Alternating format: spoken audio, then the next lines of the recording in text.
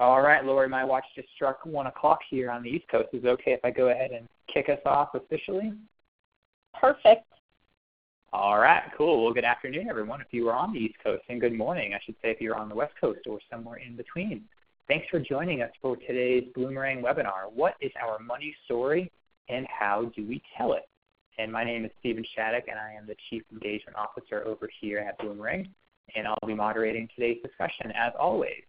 And just a couple of housekeeping items before we begin. Just want to let you all know that we are recording this session, and I'll be sending out the recording as well as the slides in case you didn't already get those. So don't be afraid to log off early if you need to, if you've got a meeting or an appointment, or if you just want to review the content later on or share it with a colleague, you'll be able to do that. Just look for an email from me. Within the next day or so, I'll get all that good stuff in your hands, I promise. And if I don't get it to you, just email me, and I'll be happy to respond, no problem. And as you're listening today, please feel free to use the chat box right there on your webinar screen. I know a lot of you already have. That's great. We love these webinars to be interactive, so don't be shy. Don't sit on those hands. Send your questions and comments the whole hour or so. Both Lori and I will see those, and we're going to try to just save as much time as we can towards the end for questions. You can do that on Twitter as well. You can use the hashtag Bloomerang or send us a tweet directly at Bloomerang Tech. I'll keep an eye on the Twitter feed for sure. And if you have any trouble with the audio through your computers, be sure to try the phone if you can, if you don't mind doing that, if you don't think it'll bother a coworker, if you have a phone nearby. We find that the audio by phone is usually a lot better than the web audio. You can get the phone number from the email from Ready Talk that went out around noon Eastern today, about an hour or so ago. So try that before you totally give up on us. And if this is your first Bloomerang webinar, I just want to say an extra special welcome to you folks. We do these webinars almost every single Thursday. We literally only miss a couple Thursdays out of the year. It's one of our favorite things we do here at Bloomerang. Got a great guest like Lori every week, although usually not as good as Lori, as you're going to see here in a minute. But if you're not already following Bloomerang, we are a provider of donor management software. So if you're interested in that, and you want to check that out, maybe you're thinking about switching sometime in the future, check out our website. You can watch a video demo. You can see the software in action. Don't even have to talk to a salesperson if you don't want to. You don't have to do that after all. So check us out later on. Don't do that now because you guys are in for a great presentation. And if you logged in last week, you knew that this webinar was going to be tentative because I had a baby due today, but luckily she came on Sunday. So that's why you're here. So here's my baby. Lori said I could do this, so there's my gratuitous newborn shot. Absolutely. Tell her pretty name. That's Maisie. Yeah, little Maisie, born on Sunday. So we're all good. That is why we have Lori here with us. I'm so excited that we didn't have to cancel this webinar because I think like 1,400 people signed up for this webinar. We've already got about 300 logged in, and you guys are in for a real treat. So Lori, thank you for being here. How's it going? Well, doing well, so I don't have anything to brag about as big as having a baby. I am just so impressed that you're in the office for an hour or two today, and as you said to me earlier offline, that your wife could literally have done cartwheels as she was leaving. I think that might be a little exaggeration, but congratulations to you and your family. Thanks. Well, thank you. I appreciate it. Yeah, she's at home watching Downton Abbey right now, so she is totally fine. So no problem being here. And even though you don't have something to brag about, I am going to brag on you, Lori, because you're awesome. You're one of our favorites. If you guys don't know Lori, you got to follow her. You got to follow her blog, follow her on Twitter. Look for her on conference schedules. I've seen Lori present in person multiple times, and you're all in for a real good treat here today. If you don't know Lori, she is a master storyteller, which is why she's here to talk about storytelling. It's going to be great. And she's also a fundraising culture change expert, and you're going to see what that means here over the next hour or so today. She's got over 30 years of experience. She's raised hundreds of millions of dollars for the organizations that she's worked with. Also a prolific author. She wrote a great book, 9 Steps to a Successful Fundraising Campaign, and she was a co-author of the Essential Fundraising Handbook for Small Nonprofits. So check those books out for sure. They're on her website. She's a longtime AFP member, great friend of Bloomerang's for sure, and I have already taken up way too much of your time, Lori. So I'm going to hand it off to you to tell us all about that money story. So take it away, my friend. Well, thank you. Thank you. Just to you for all that you do to make sure that nonprofits get to do their work and they do it well.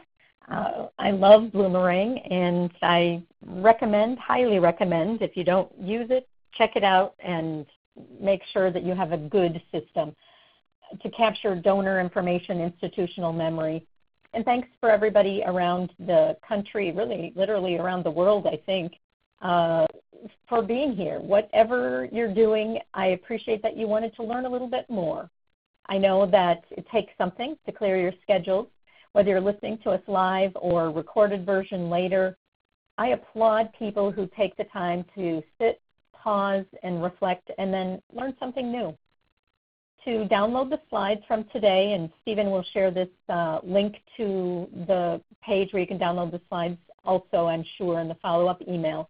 This is a bit.ly link, and what that means, bit.ly links are case-sensitive, and they also have to have this bit.ly before it. So you want to be sure that if you are looking to download the slides, and then I've got a worksheet for you as well, you type it in just the way it is on the screen. As Stephen said, I speak a lot. Sometimes in our house, my spouse says, "Lori, too many words." You know, you'd think after training and coaching all day, I wouldn't have so much to say at the end of the day, but Mark will often say, just, you know, could you tell me just a few less words about what you did? I do love what I get to do, and that is to coach and train and catalyze, really ignite, if you will, organizations to change how they communicate so that people want to give more. And yesterday, I just finished the update to the 9 steps to a successful fundraising campaign. So right now, there's a free version on the homepage of my website that you can download.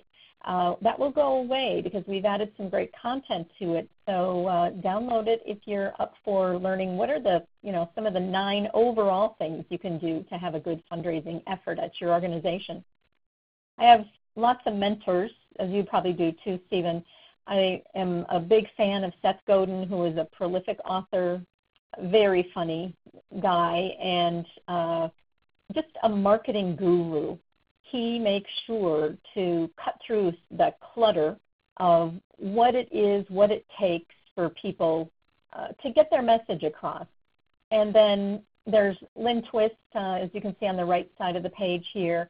She wrote a book called The Soul of Money, and that book came out in 2009 or 10, and a new version of it came out last year. She updated it. You know, things change over the course of 20 years or so.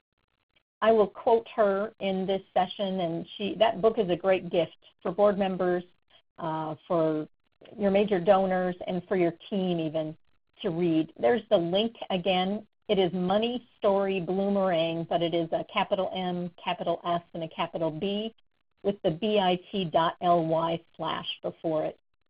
What I have for you today is what is success? Just a reminder of what it takes to be successful in our sector. We'll talk a bit about what your money story is, what is a mission moment and a money story, and how do we combine those. And then I've got some other resources for you. I've got a checklist for you to follow up on and a planning document. And then I'll ask you to share with us some next steps. I've been in the trenches. I've been a trainer. You know, so I've been executive director, development director, both in Minnesota and Phoenix, Arizona. But what I like to say is my work has always been about helping organizations just communicate a little more clearly.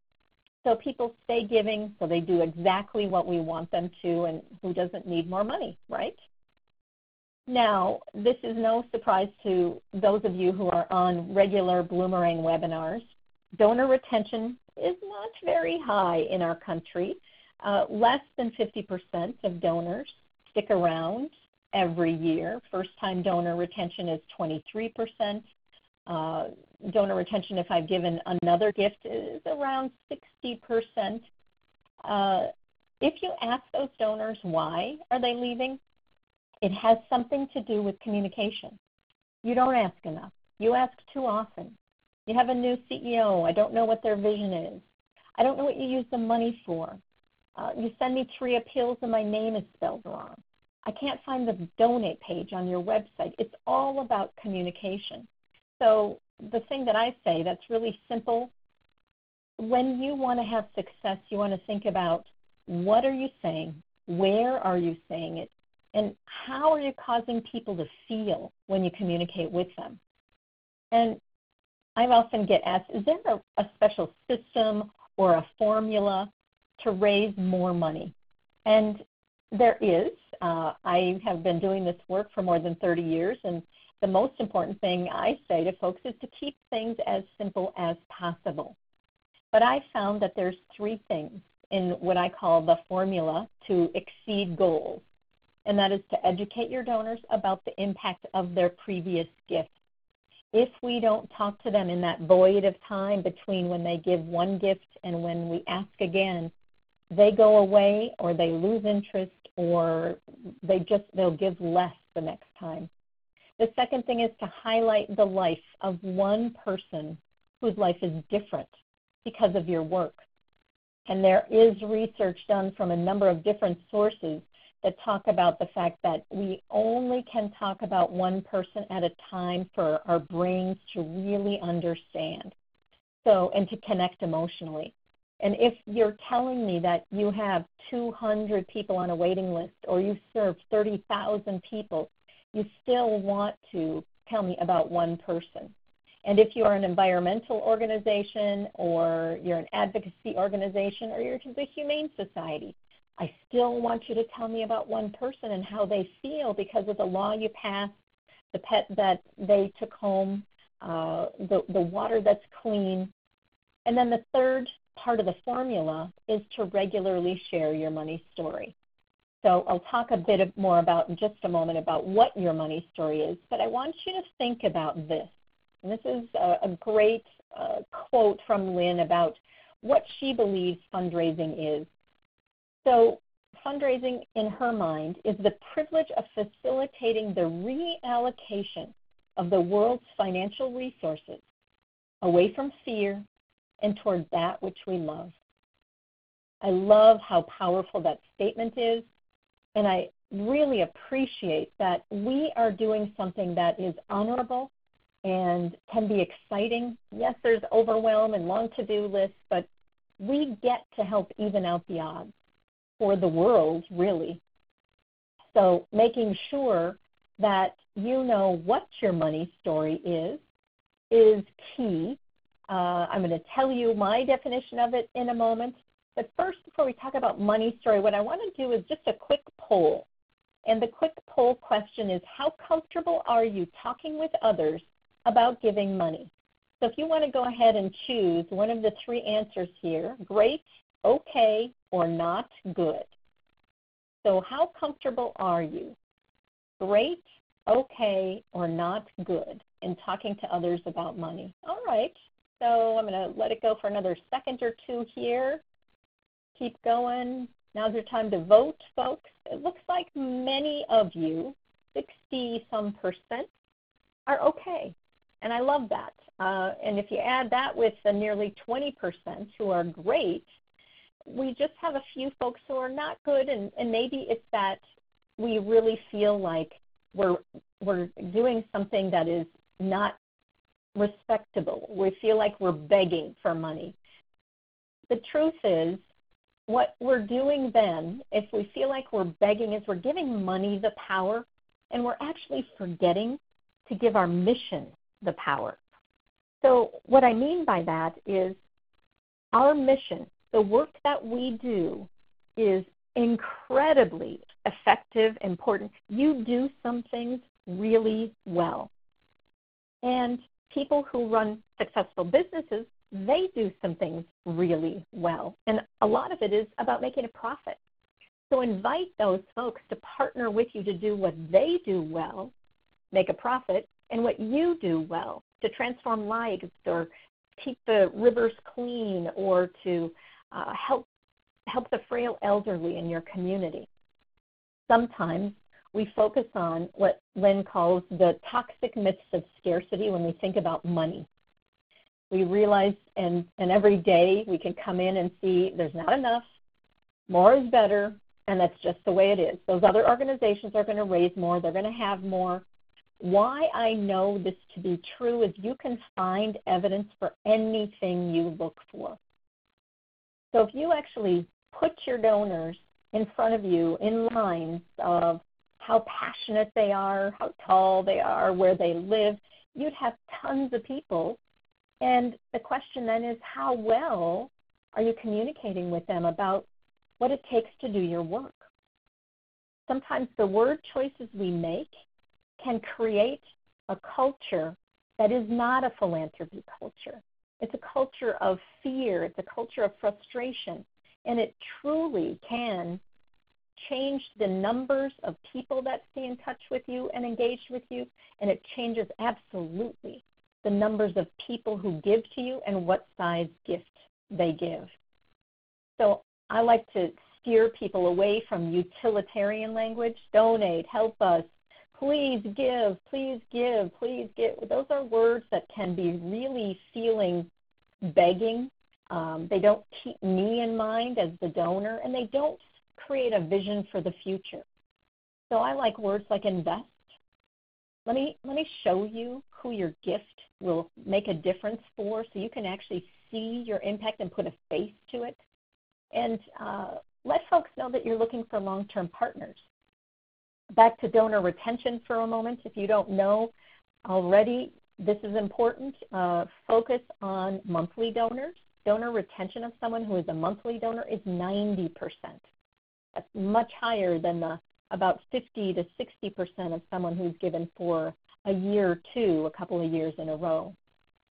The other thing that we do, and this is kind of a stealth thing that we do, we focus on what I call scarcity communication. We don't even realize how many times we say how hard it is to raise money, or that there's donor fatigue out there in the world, or your board won't do that, or you can't do what I'm asking. There's not enough time, or there's not enough hours in the day. We don't have enough staff.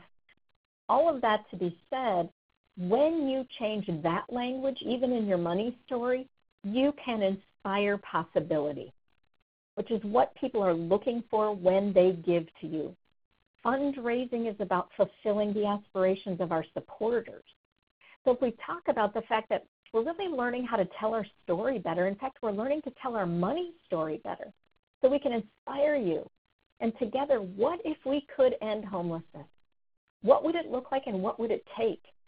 And so let folks know you're looking for those very right people, those long-term partners.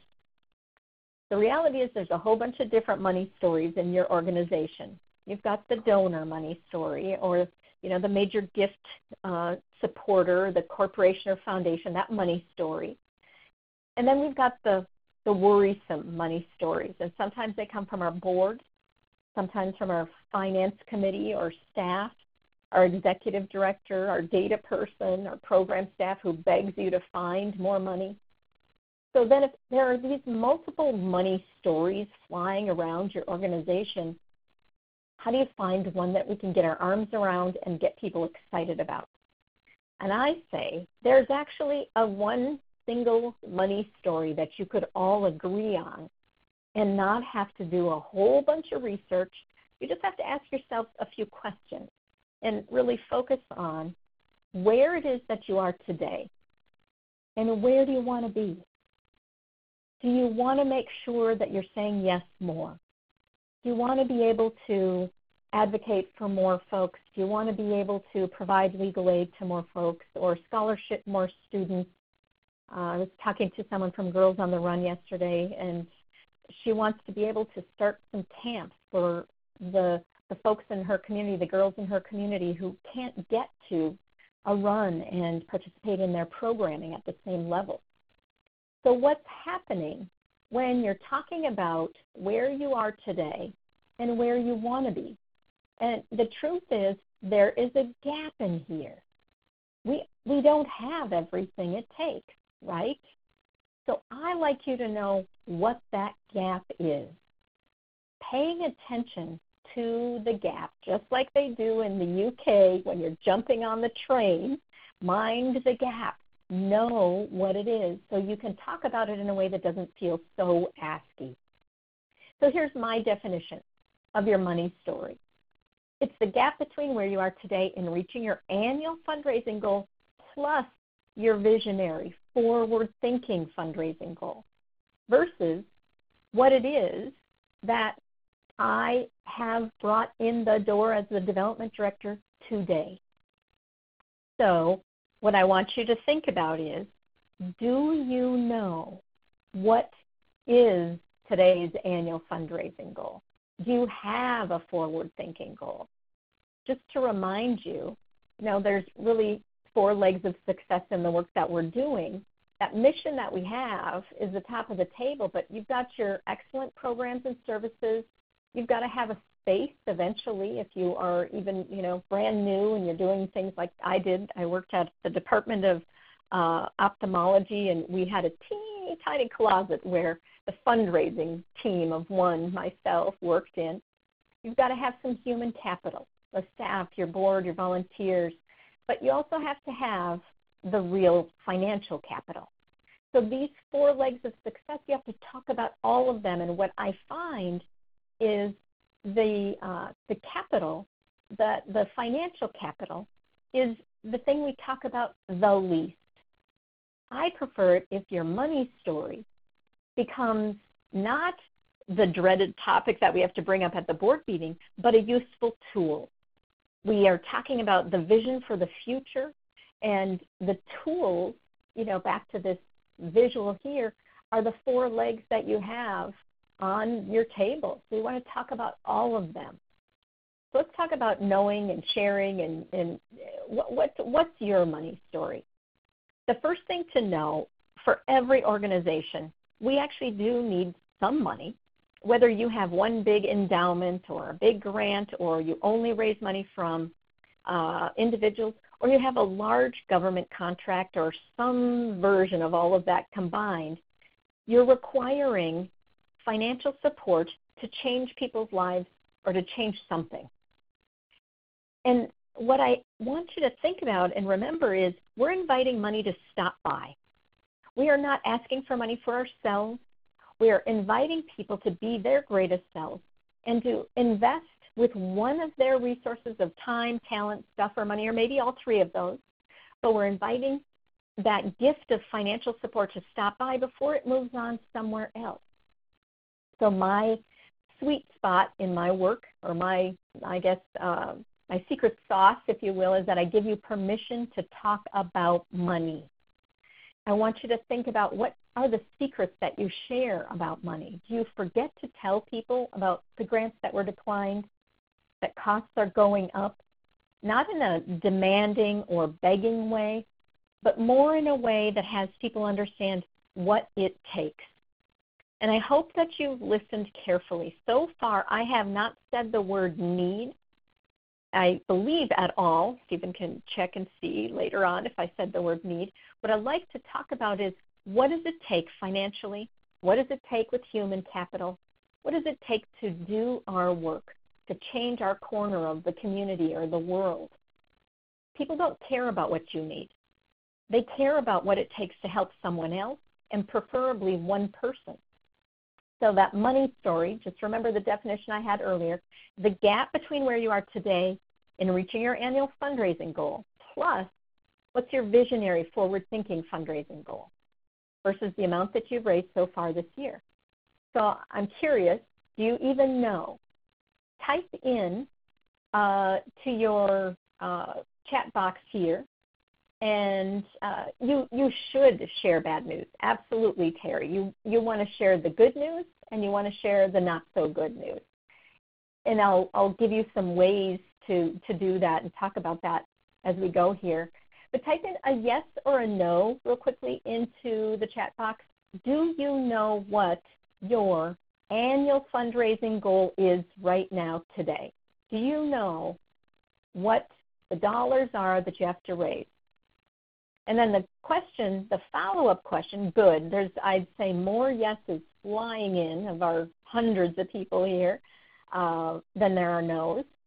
The thing that I want you to also know and think about is, do you know where you are today in closing that gap? So if you are clear that it's $1 million, $1.2 million, 30,000, 100,000. And kudos to Jenny for knowing exactly where you are and closing that gap. That's the first half of the equation of your money story. And you want to know to the dollar amount. The second part is that visionary money story. The truth is your budget, balancing a budget is a great thing. Don't get me wrong. We want to have a balanced budget and work towards that. But we often set our fundraising goals for the year on what we believe people can give us versus what it actually takes. So the annual budget does not show growth or possibility unless you're a really savvy organization and you do those small, medium, large budgets where you're really showing what a stretch goal would be. To figure out your visionary money story, the second half of the equation, you want to think about and talk about what or how many people, programs, what are we saying no to? Where have we cut to the bone so we can keep spending down? And where could we or should we be doing more of something? And then what does that all cost? What will it take to actually do more? Because the truth is, you are doing as much as you can on that current budget that you're working towards, but if you don't see a path to growing, then I don't see it either. As your donor out there in the world who gets 1 or 2 letters, maybe checks your e-news once in a while and visits your website or goes to an event once or twice a year. Our money stories have to be clear. So we want to show how we're helping one person, show some progress to the next milestone. I'll give you a couple examples in a moment. Talk about what it takes. Take the word need out of your vocabulary. And then use inspiring in specific relationship-building language, all for the purpose of causing people to continually give. We want to inspire them to give. We want to make sure, no kidding, they understand what there is more to do and why when you send out an appeal and the dollar gift you're looking for is higher than they gave last time, you didn't just make that up. It's what it'll actually take to help one person for a day or a week or a month, whatever number it is that you've decided to share. So your money story should put a face on the impact I'm making and tell me what it takes to make that impact. And you do that by sharing something I call mission moments. This is what I love to talk about, and today's not a true storytelling webinar, so I'll be brief, but a mission moment is just a tiny slice of your mission in action. It could be, as Andrew, I was just on a coaching call with someone from Habitat for Humanity in Waterloo, Iowa, a couple hours ago, and Andrew said, Lori, I got to tell you, a mission moment in action from Tuesday. We took people on a sites, and I don't even remember what, a sites and success tour. They had a bus rented. They had volunteers and foundations and donors. And Irv, the 70-plus-year-old man, was helping his wife out of the car and coming up to be at this sites tour. And they were holding hands. They'd clearly been married for many, many years. But he walked up and he said, you know, what I've been doing for 30 years as a volunteer is I don't build homes, I build futures and happiness for people. And I just melted. And Andrew went on to explain, you know, as Lori, you know, it takes about $200,000 to build one of those homes. And we're just at the beginning of our fiscal year where we're closing a gap of $2.4 million. Irv is the reason we are able to do that. And he put a face, if you will, to the work of their organization and created some empathy. I could just imagine my father, who's aging and has been married to my mom for more than 50 years, you know, walking hand in hand. It created a connection for me that was short and sweet, but it blended the people story and the money story. So what do you do if you've got that mission moment? I wanted to give you a framework of how to put this all together, and then I want to save enough time at the end here for answering all the questions that are piling up. So you want to have that one person like Irv. You want to jot down what you know about them and talk about some exact results. You know, maybe it's that Irv, as a volunteer, has helped work on 25 different homes over the years. He's helped build a future and create a different life for different families. But what it's done for Irv, so you want to talk about what he can measure. So number of homes, number of hours. If it's the homeowner, you're talking about having a new address. You're talking about rent is lowered, but some specificity. And then you want to be sure and talk about what I call the transformations. And this is where the word choices make a difference, because you're talking about something you can't measure. It's something about how you feel. As Irv said, you could tell he felt proud. Oh, and there was another moment Andrew mentioned, and he said, Lori, when he was talking to us about what we do, he took his fist and he pounded on his heart 3 times and just talked about, I help build futures and hope for families. Andrew got, a little emotional telling me about that because it was such a powerful moment for Irv. So that step 5 is to make sure you're creating emotionally connecting words or painting a picture that has me feel what it might feel like to be doing exactly the thing you're talking about, volunteering, receiving program services. So watching the placements of what word choices are we making. Don't just tell me that someone is excited. Tell me their explosive energy that they have. Or that precious and vulnerable new little child, Macy, who deserves a beautiful world that we're creating for her. Then you take this list of things and you put it into a framework, and then practice sharing that story. But you have to include some costs and what does it take to do your work. You're really talking about what was life like before, where was that person when they came in to volunteer or work with you or help pass that bill, and where are they headed? What's their future like? Just in case you don't remember all of that, I have a framework for you that I love to share. It's a free ebook called boring2brilliant.com, and it takes you through how to tell the story. Your job then will be, after you've crafted the story and how they felt and what was accomplished thanks to you, what is it that you can measure? You want to make sure you're talking about what's missing. The what's missing part is what you need. I just don't love it if we use the word need. I want to talk about where could you fit in? Donor, volunteer, passionate supporter. So what's missing? If you don't talk about what's missing, I then believe you're handled. Everything is fine, and you don't actually need me to do anything.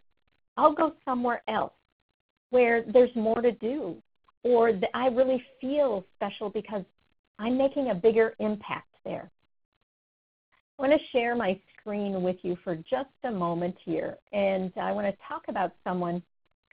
I was on the phone with Tracy yesterday. Tracy is the executive director at a Girls on the Run affiliate or site out on the East Coast. She's smart, she's savvy, she's been there for 14 years.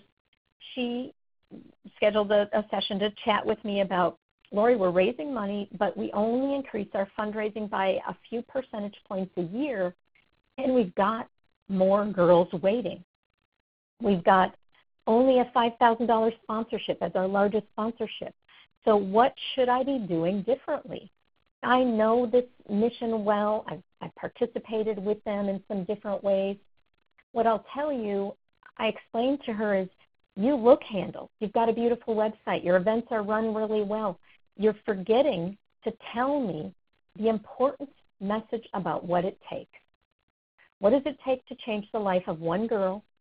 What does it take to train a coach? What does it take a day, a week, a month? How much do you scholarship? And have you invited people to be strategic partners so they're doing more at a bigger level?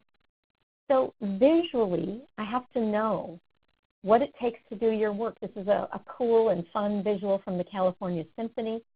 I wrote a post about it. You can check out the post later. But they started at the $50 level to talk about what it takes and how I could make an impact. And they moved all the way up. They went to the $1,000 level, and they continued their story, their money story, all the way up to a $20,000 amount. And now they can break those bits and pieces down into bite-sized parts of their money story so that people can understand, get excited about, and know exactly what their gift will do. But they kept it all inclusive, right? They made sure that if I'm giving the $100 gift, I still feel great. And if I'm giving that $20,000 or more gift, because there's only one rehearsal I'm investing in, I can feel great about that. So I like to put this into a visual framework for you so you can decipher this and help train others at your organization. And this is the simplest way I've been able to come up with to have you take this information back. So you have to understand, what is it that is missing in your community that causes you to have to be in existence? So what's missing? What does it take to do that work? And maybe we talk about a specific program, what the waiting list is, how many new camps you want to start, or how many frail elderly there, or how many homeless men are veterans and your programs only help veterans. So then you talk about the work from a one-person example. So you have to know this messaging from the top down, but we actually talk about it from the bottom up. And this is how you can take what we're learning today back to your organization so that, no kidding, they can understand what it is we're wanting to do. So I'd like to have you hear something, and this is a money story blended with a people story. Now, I teach a course a couple of times a year, and these are the 6 organizations that graduated just a couple of weeks ago. You can watch this replay again later, choose any of these retellings. The truth is, these folks, they retold a story that was not their own organization's story. So, Stephen, make sure that I'm showing the right page, would you? Are you able to see the website page with the stories on it? I did, then it went away. It looks like we're on your other monitor. All right, so we'll go here. Thank you. Had a 50-50 chance. There we go. I know, and I got it wrong as usual. Okay. These people were hearing these other stories that they're going to tell week after week after week while they're also practicing their own. And part of their homework was to tell a story about another organization as if it were their own from memory. And they had like 2 days to do it and then send me their video. So I just want to play one of these for you so you can hear it yourself. So hang on while I prepare myself and get. Okay, and it's the beginning of our fiscal year, which means that we have a $100,000 gap in our nearly $1 million it takes to bring upstream arts work into the world. We want to raise $30,000 of this gap by October 1st, the day in which our teaching artists return to the classrooms.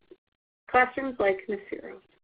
9-year-old Nasiro is a student in a special education classroom with whom Upstream Arts has worked. Her teacher said that before Upstream Arts became part of the program, that she was often distracted in class and had trouble concentrating. But once she started working with Upstream Arts, she became focused and curious and had the heart of an artist. That immersion is impossible to ignore, said her teacher. And that's the magic of Upstream Arts. Not only do we connect and work and teach skills to people with disabilities, but we also are able to engage and teach the people around them how to engage together as a group. All right, let's close that. So to the chat box, the Q&A box, did you hear the money story, and did you hear a little bit about Nasiro that had you know a little more about this organization? Yes or no? Or was it a good tell, a bad tell? Was it, for me, knowing that this was probably the 4th or 5th time that Amy was telling this story, it was a really great tell, and on purpose, I had each of these folks tell their money story first, because it's the most scary part and they were running out of time. So you clearly not enough enthusiasm, Bruce, because she was telling someone else's story, but she was telling a story that she'd only heard, not experienced herself. Why I do this is I want you to know when you're teaching others to tell a story, we want to make sure that we're inspiring them to take action. We're inspiring them to do something different, and they have to practice telling the story over and over again. So keeping me updated about the next milestone could have some sort of visual if you want. It can have something on the visual about one person, so I can know that making a difference for one family, one girl in the Philippines. Continually inspiring me can also be done when you're inviting me to an event. Include some funding gap information or some money story on the back side to say, you help us one child at a time at $17 per student scholarship into our arts training program, literally change a child's life so they are able to function and able to live a full and complete life. You want to make giving simple. An organization that has made some major changes to their website that I have done some work with, Bread for Israel, couldn't find the donate button on their website. They now have many places where you can learn more or give. When you're having a campaign of some kind, you want to make sure I go to your website and I know what's happening, what's the timeline, but make your money story clear. So this organization was raising $60,000 in 60 days. They had the visual here on their website, but they're also building a bridge in the front of their organization so people driving by on the highway could see it. And then we had very specific amounts that they described what would happen with a gift of a specific amount. So I'm going to tell you a little secret about this organization, Upstream Arts, the story that you got to hear. They learned how to tell their money story and blend it with a people's story a few years ago through some training that I did with an organization called Arts Midwest. And they went from raising about $23,000 from individuals a year to over $100,000. And a couple of years ago in December, a donor called because they were talking about that gap, that funding gap, and they wanted to know if their final gift of the year would be enough. She'd already given twice that year. So this is a story of a couple of years ago. The truth is, in 2016, their individual giving went down to $80,000, and last year it went down to $73,000. So they just went through and did that messaging training again because they'd had staff turnover. Their executive director, their founder, is still the same, but their board had changed. So what I want to make sure you understand is you want to have a plan. You want to have some sort of game plan moving forward so that you are continually inspiring folks on your team to talk about the money, not get scared about the money, and know a single mission moment that they can share. So the download for the checklist and the slides, again, is the Money Story Bloomerang with the capital M, the capital S, the capital B in there, but it's a bit.ly link. So your checklist has on the front knowing what people's money stories are and honoring them. Because people are going to feel scared. They're going to feel frustrated. You know, the finance people have a different story than the fundraising people. Then we want to make sure to connect on what's that clear money story you can all agree on, and that usually is a visionary money story. Where are we headed? What will it take to be in 2 years a $30 million organization or a $3 million or a $300,000 organization?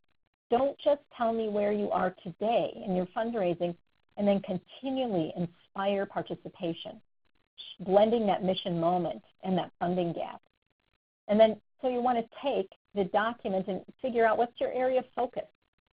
Are we going to identify our clear money story?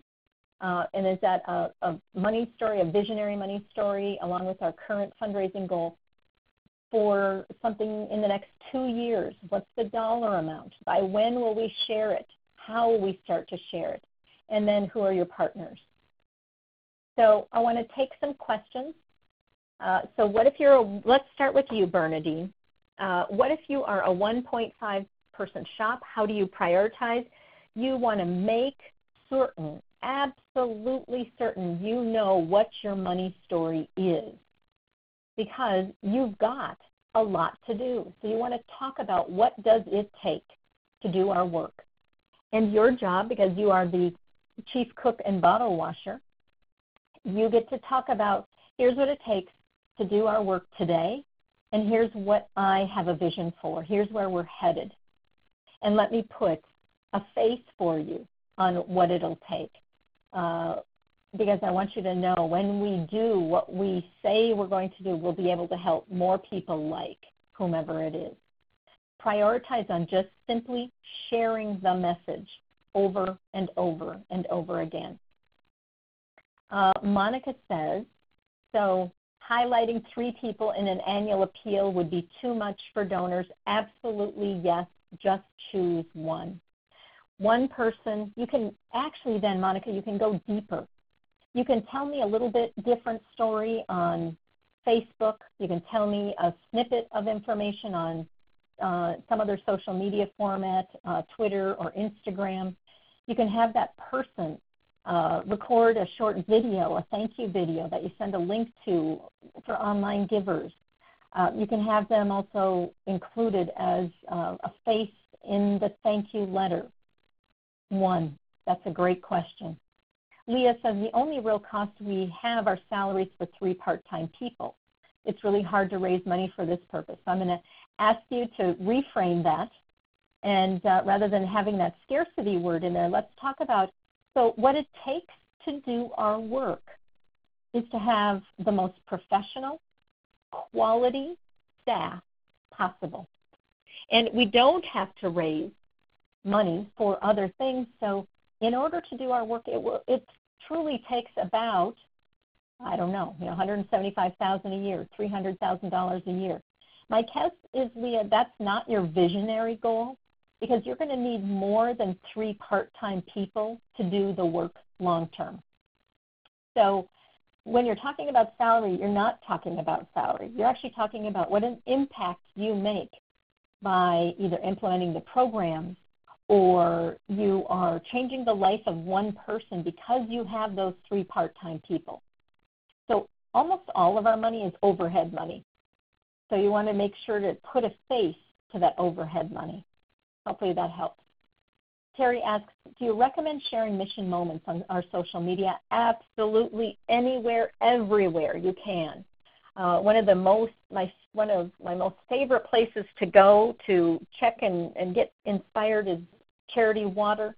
They share a mission moment, the same mission moment, on Facebook, social media, of Instagram, of Twitter, and then also in their email updates, but they also have me know about that when I go to their website. And let's see, Sylvia says in-kind money for fundraising should also be counted in the budget. Yes, absolutely.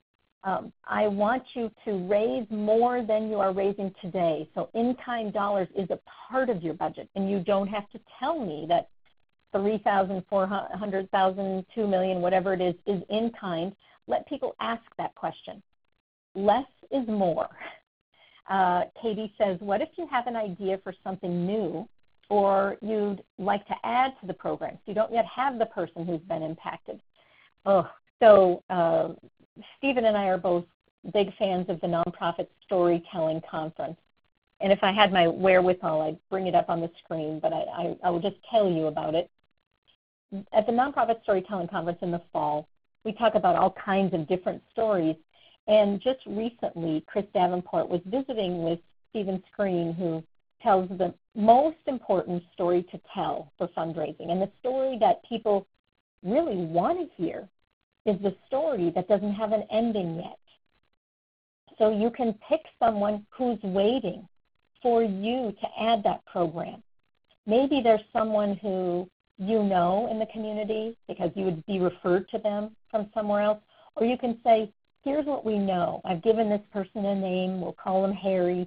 Here's what we believe he or she will show up, feeling and wanting, because we've had so many requests for that type of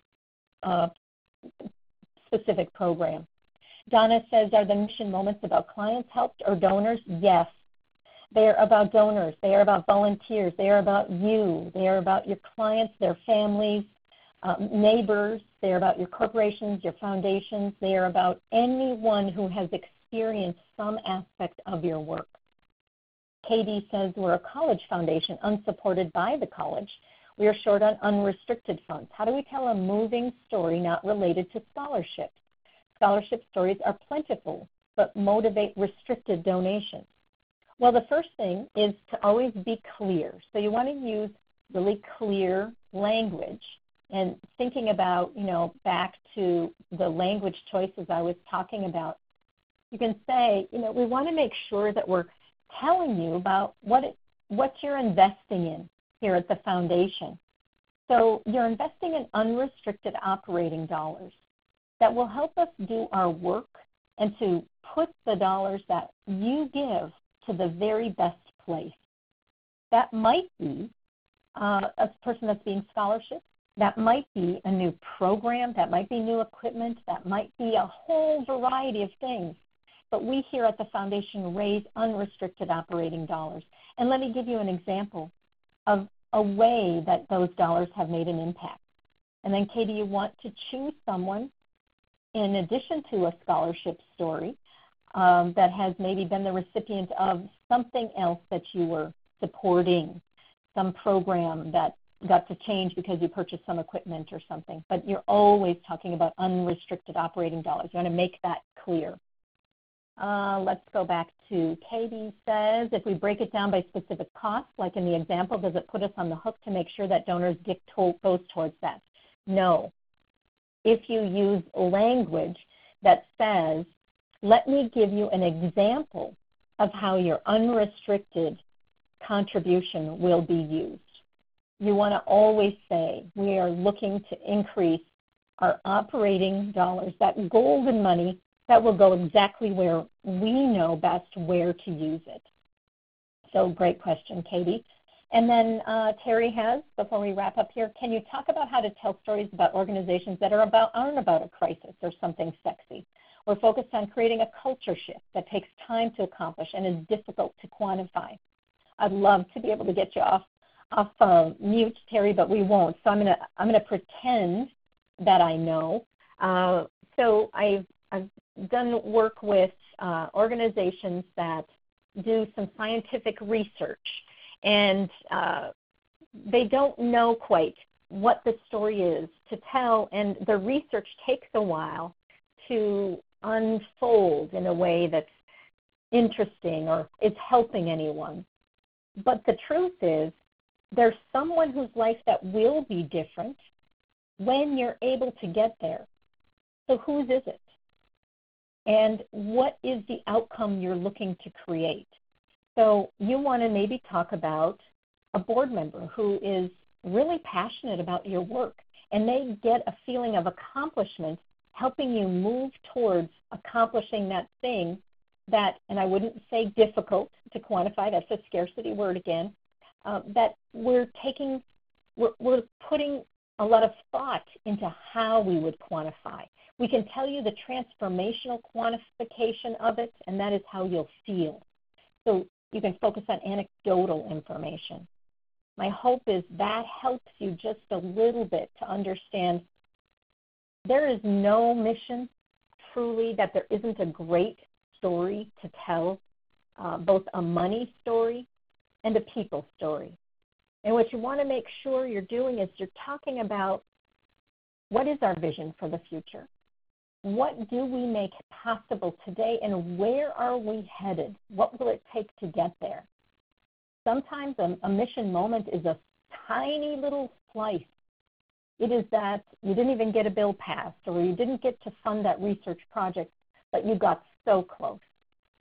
And now people are excited, scientists are excited, or someone who's attended one of your symposiums is excited about the future. So use language that gets me to be excited about the story that's not yet finished. There's some ways to stay in touch with me. As Stephen said at the beginning, follow my Facebook page. I try to put something fresh and new, a coaching advice on there almost every day. And then I love Twitter and love to follow other folks who are doing important work like all of you, so I'll follow you back. I've got a blog that I write each Wednesday, and then on Mondays, once a month, I send out something called a Mission Moment Monday, where I coach folks to tell the story they just shared with me in a different way, and you'll see some more of that passion that you were looking for with the story that Amy told. And let's see, I've got some other resources. You can download ebooks and things. It looks like there's a couple more stories, if it's okay, a couple more questions. Let's do those before I turn it back over to Stephen so he can wrap up. Yes, the Nonprofit Storytelling Conference is in November. I believe it's in Florida, and if you just go to the Nonprofit Storytelling Conference website, Laura, you'll find the information. Jacqueline says, we're a technology building company. It's hard to get individual stories with the anonymity of online donors. We often include volunteer stories instead. So again, I'm just going to tell you, when I visit with a client, a potential client, or even like this, those of you who've typed in questions, almost all of you have used scarcity language without realizing it. So it might be that you say we're a technology building company, and we haven't quite learned yet how to get individual stories through, that are anonymous, and you don't necessarily have to, I see that with the anonymity of online tools, you have to ask for them. So if you're a technology building company, send out a survey that has one question and ask for a sentence, a 6-word sentence or a 2-paragraph, a 2-sentence paragraph that has someone tell you what they love about what you're building, and let them know that they'll get, I don't know, a shout out on your Facebook page or your homepage or your donate page when you're able to use their story.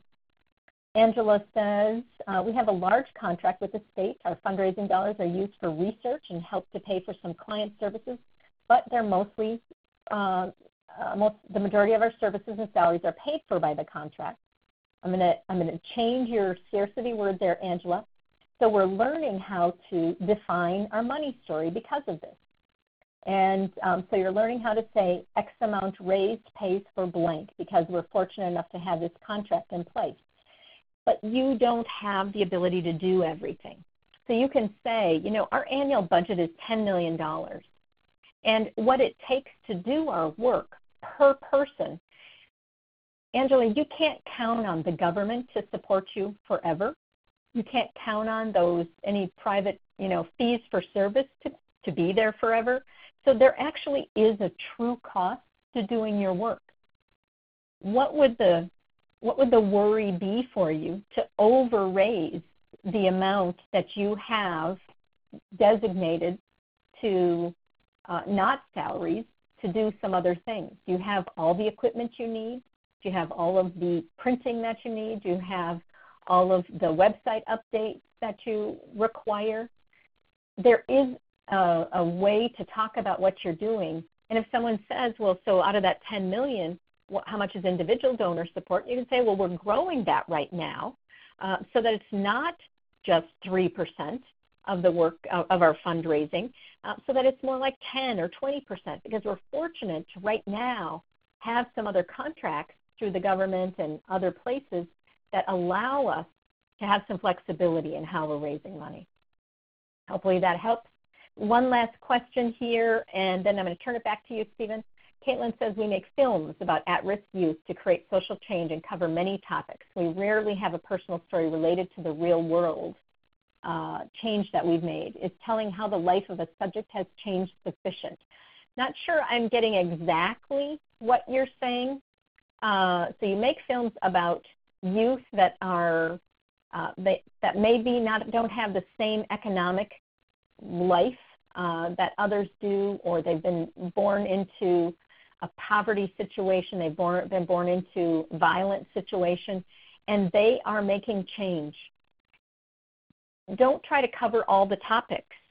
What you want to do is talk about how that youth feels before your organization, what they felt like when they got involved with you, and what they're able to do.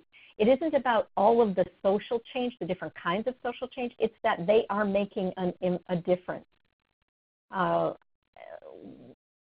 going to end it there, and if you want to know more, the thing on the screen to know is I do talk to people for 30 minutes at no cost. It's a strategy session. This is a bit.ly link, and Caitlin, I'd be happy to visit with you about how to do that better in talking about your organization. Stephen, I will turn it over back to you, and as I tell folks to go talk about money.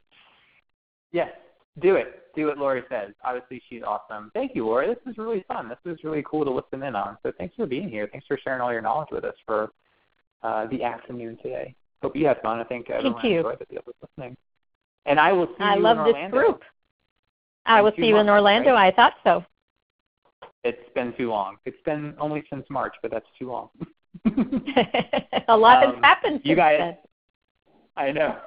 So please follow Lori. Please take advantage of that coaching call. Check out our website. I reference a ton of the resources that she has on Ignited Fundraising. Lots of free templates, lots of really good stuff there. I should probably send Lori a royalty check every once in a while because I'm always telling people about all that stuff. So we'll call it a day there. This has been fun. Thanks to all of you who hung out with us for an hour today. I know you're probably pretty busy, so it's always very special to me to see all of you log on here every Thursday. We got some good stuff on our website. We got some good webinars coming up as well. We are back 1 week from today with one of my favorites, Kent Stroman. He's going to talk about a little bit about leadership. You know, we've got all these tasks and responsibilities, but it's kind of hard to know who's in charge. Is it the board, the CEO, is it the staff member? If you struggle with that, the delegation of maybe responsibilities or authority, check out that session 1 week from today, 1 p.m. Eastern. It's going to be a good one. Kent's awesome. Again, not as cool as Lori, and I don't think you would mind me saying that, but I think he's awesome.